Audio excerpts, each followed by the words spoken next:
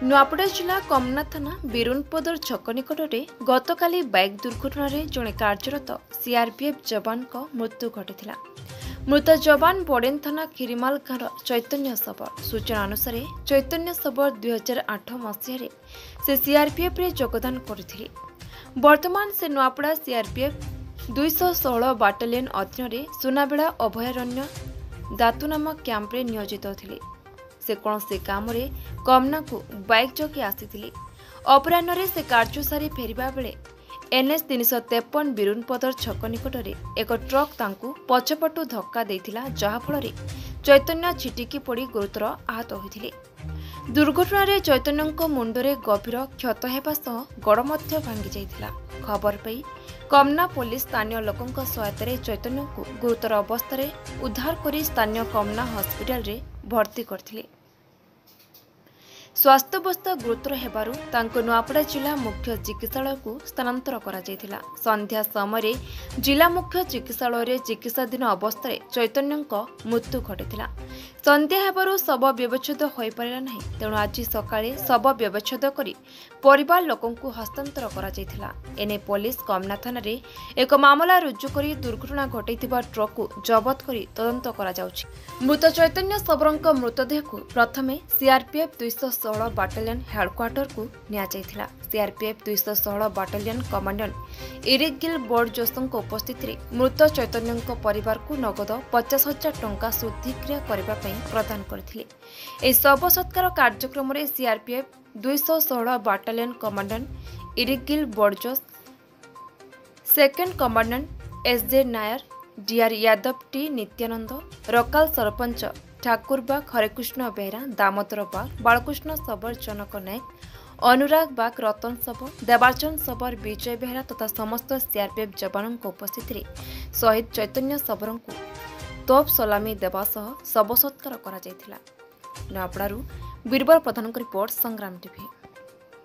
परिचय अधिकारी का आज जन जवान शहीद इछन काना जन क्रीड़ा बदल कोन हमर नाम हरकृष्ण बेहरा, ग्राम लड़का आ श्री चैतन्य खबर को मुझे पठेली आ से ए अंचल जड़े सीआरपीएफ जोग देते कार्यकलाप सबुथे बहुत सुंदर थिला।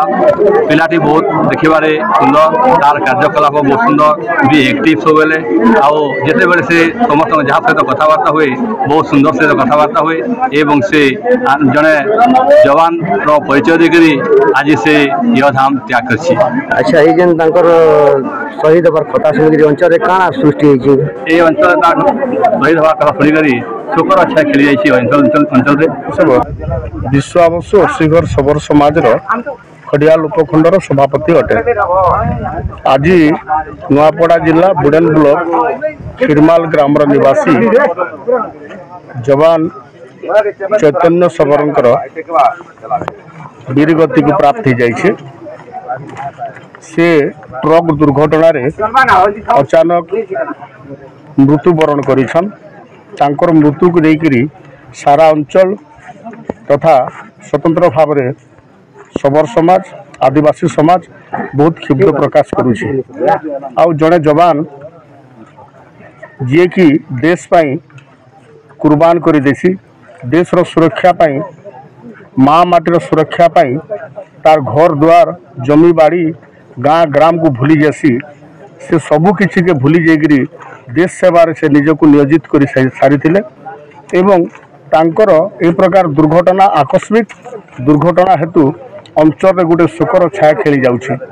एवं मुझे आसिक जानवा पाइली से 2008 मसीह 2024 मसीहा दीर्घ 15 वर्ष धरिकी से देश सेवा काम से नियोजित थिले। सेवा कार्यक्रम रे 29 क्रियार कार्यक्रम रे तांकर कमांडेंट जोश साहेब एवं असिस्टेंट कमांडेंट तथा सीआरपीएफ रो वरिष्ठ पदाधिकारी अधिकारी बंधु माने उपस्थित थिले एवं कमांडेंट साहेब से बहुत दुख प्रकाश करिछन। आ चैतन्य सबरबारी ईमानदार हवलदार सचोट और कर्मठ जवान सीआरपीएफ रे मिलवाटा विरल बोली से कहिथिले एवं क्षतिग्रस्त परिवार को तांकर डिपार्टमेंट द्वारा जेतेरु जेते बेसी क्षतिपूरण देवार व्यवस्था ही परबा से व्यवस्था देबा पाई मध्य प्रतिश्रुति दैछंती एवं जवान कर 2 गोटी कन्या संतान अछि एवं तांकर धर्मपत्नी अछंती से धर्मपत्नी को मध्य डिपार्टमेंट तरफ रिहेबिलिटेशन स्कीम रे नियुक्ति देबार पाई कमांडेंट जोश साहेब प्रतिश्रुतिबद्ध अटंती।